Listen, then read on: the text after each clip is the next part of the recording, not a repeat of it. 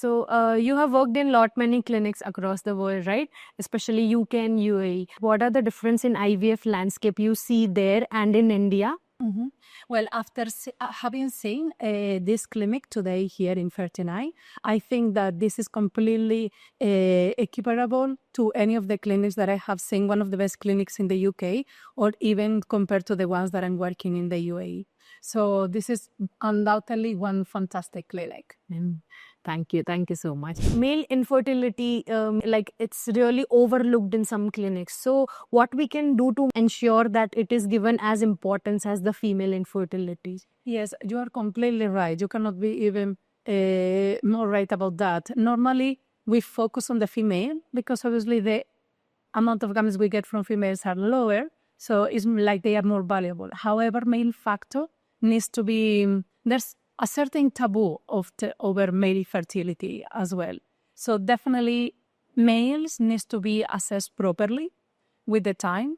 And male samples, like sperm samples, need to be treated as with equal care and attention than female. For example, what you told me before about the IUI, shorten the distances, shorten the times between sperm production and preparation, between sperm preparation and utilization. All those factors are crucial to make sure that the sperm cells are like in the maximum capability. Okay.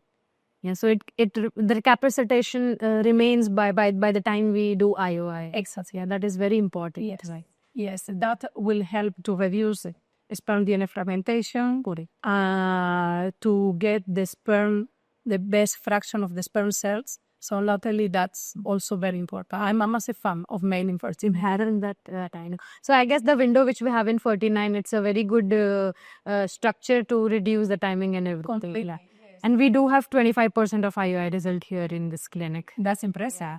Actually, it's very good because normally the outcomes for IUIs are not very high, normally around 15%. So having higher than that is very positive. Yeah, I guess this helps a lot when you reduce the time from the time the sample is prepared and transferred in uterus.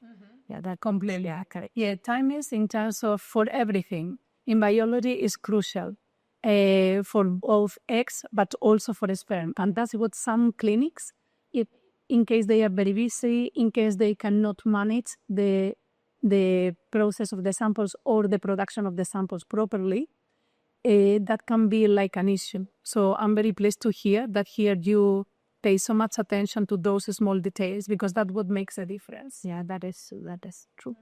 Yeah, so in UAE, donor cycles are not permitted, right? So how do you optimize the lab that the self results you get from the poor responders or POR patient or let's say male infertile patient to get the maximum results of the lab? And do you think the 49 lab we have here is as optimized as the lab in UAE?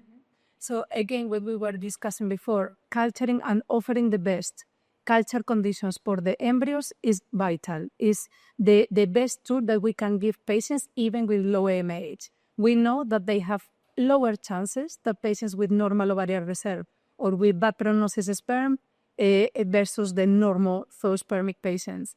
But again, having the best culture conditions, best lab equipment, media, a lab design is essential.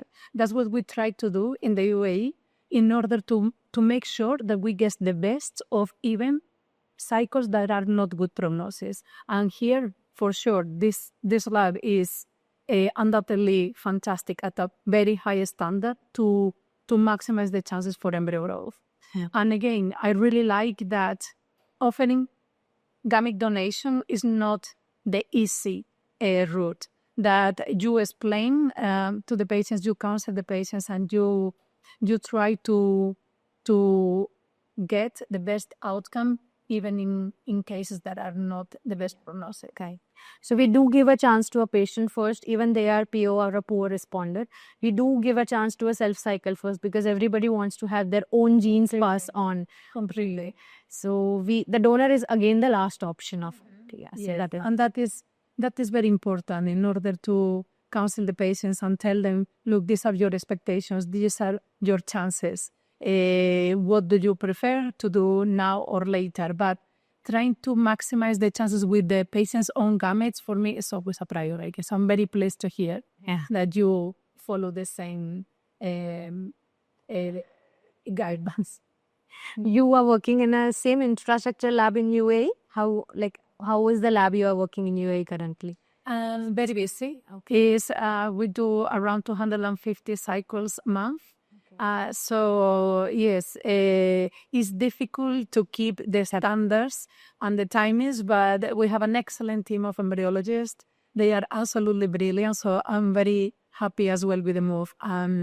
But yes, keeping like busy is also very positive. Yeah, that is true. Really. Very happy news. Yeah.